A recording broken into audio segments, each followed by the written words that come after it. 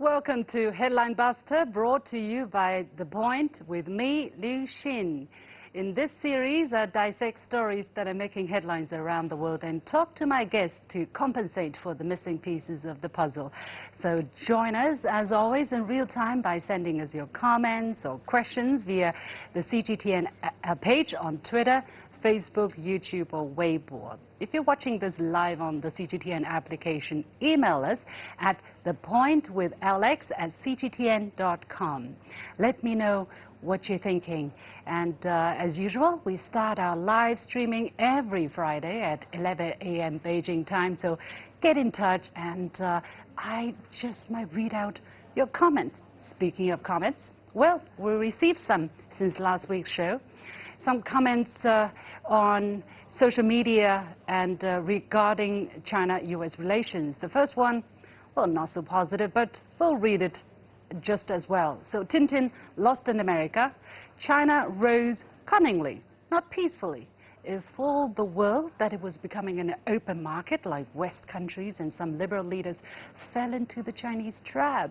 China will not see the same good old days for sure. Watch, in next 10 years, China will become giant North Korea. Well, cunningly or not, that's an opinion, but no shots fired. That's a fact. There are a few people, I tell you, who have been making a living by predicting China's collapse, and they're still waiting. Tintin lost in America. You want to join them?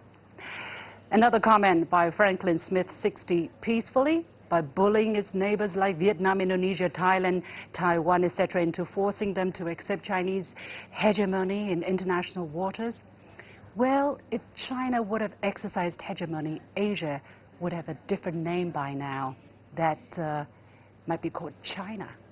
So I don't think history proved you right. Finally, James Conway, IND, says since 1949, China has gone from feudalism to the space age and did so without waging frequent wars and robbing half of the world. China may not be perfect, but what other nations has lifted 800 million people out of poverty. China's record of achievement is admirable. So many thanks, but still a long way to go. Finally, by Brookman 65, U.S. needs a paradigm shift in thinking. U.S. is fundamentally unable to accept the fact that China has outcompeted them in 5G and other tech areas. U.S. would rather start a war than admit losing the tech race. U.S. under the Trump regime will lie, steal, and cheat, in Pompeo's words. Well, we have to make sure that those who lie, steal, and cheat, my words, does not shape history in any big way. Anyway, thanks for the feedback. I appreciated the criticism and the praise alike. Keep them coming. This week, we're going to unpack U.S. Secretary of State Mike Pompeo's recent speech on China and the barrage of criticism it has attracted in its wake. But instead of busting media, oh, good morning, Mr. Pompeo. Instead of busting media reports on the subject, we want to give credit to some pieces that have pointed out the speech's most glaring problems and flawed logic, all against the backdrop of inflamed U.S.-China relations. The speech, entitled Communist China and the Free World's Future, was made on July the 23rd, just a day after the U.S. abruptly ordered the closure of the Chinese consulate in Houston, Texas. Delivered from the Richard Nixon Presidential Library and Museum in California, the speech made numerous references to the former U.S. president who, in 1972, traveled to China, ushering in a new chapter of relations between the two countries. Since the two countries established formal ties in 1979, relations have blossomed. Throughout the 1980s, for instance, normalized relations between the two, and China's economic reforms accelerated the exchange of goods, people, and ideas. U.S. companies were increasingly drawn to this huge market. Today, corporate America's operations in China raked in another $300 billion to $400 billion U.S. dollars of revenue. Now, China's entry into the World Trade Organization in December 2001 was also a milestone in terms of shaping its economy, but also in Sino-American relations, as the U.S. was the prime mover in China's accession to the World Trade Organization. Now, in 1972, our annual bilateral trade was less than $100 million, and two-way investment in each other's markets was close to, guess much, zero.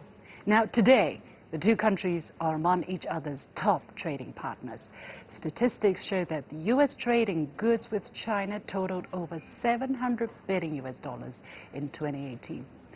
It also needs to be pointed out that China's effective system, governance, and the hard work of the Chinese people meant China could succeed once reintegrated into the world.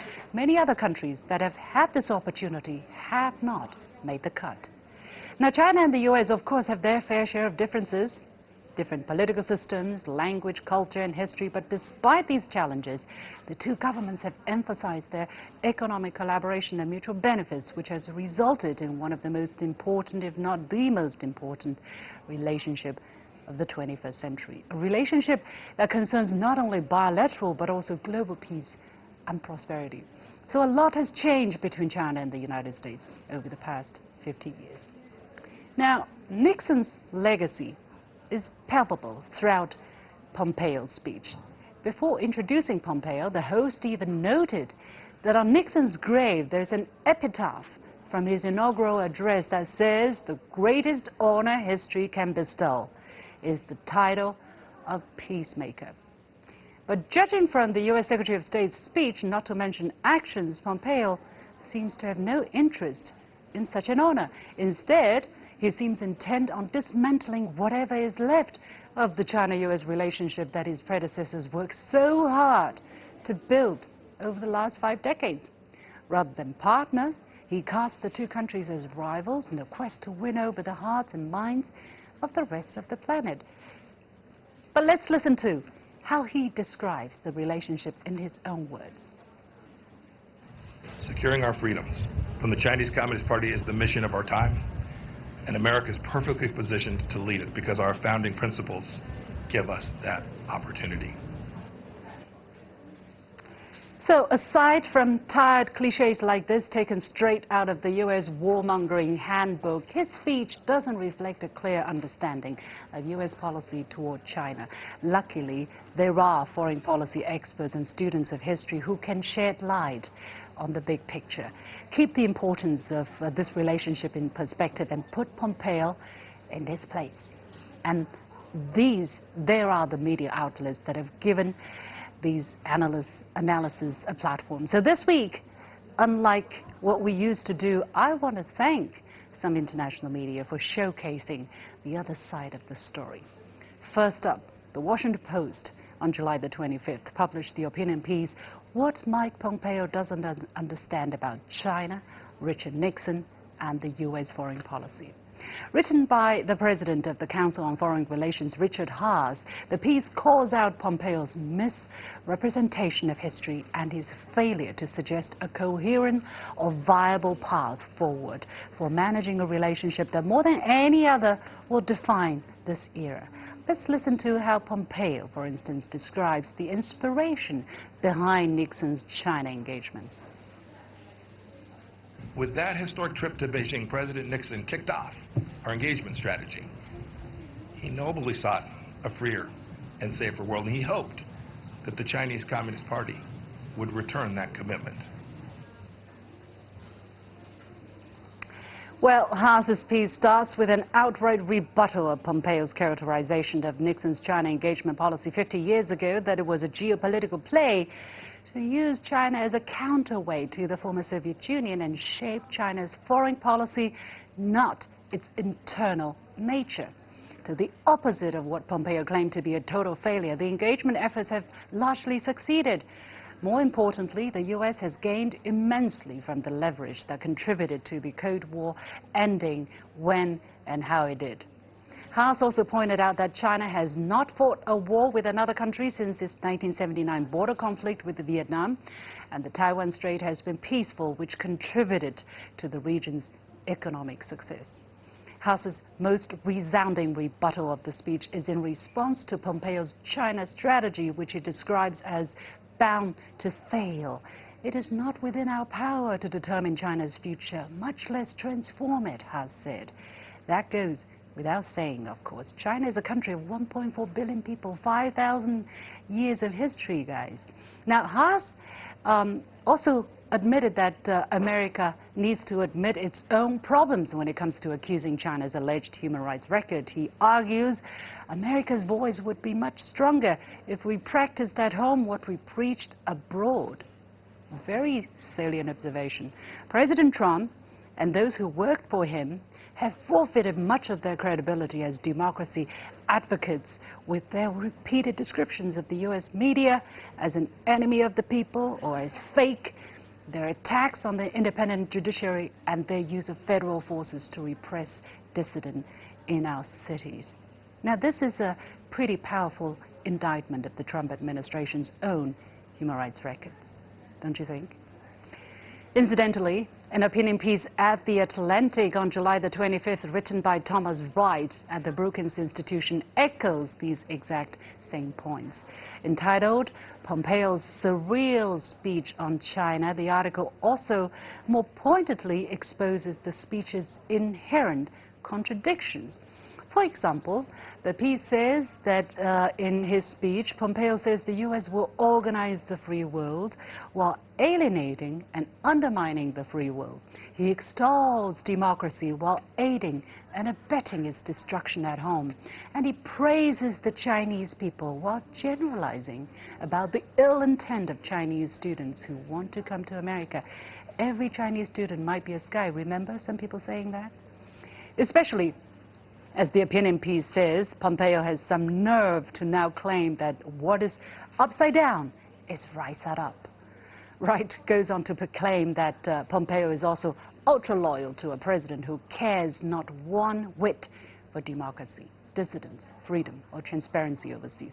Pompeo's account, by contrast, is a Manichaean, politicized caricature, meaning thinking in black and white terms, overly simplistic and dichotomy views.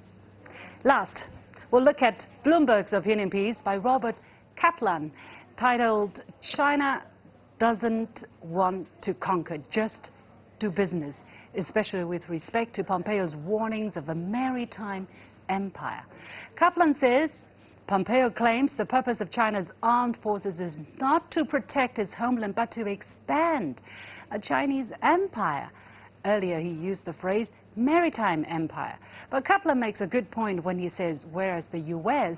has historically been a missionary power around the globe, proselytizing the ideals of democracy and human rights, China has no such impulses. That's right.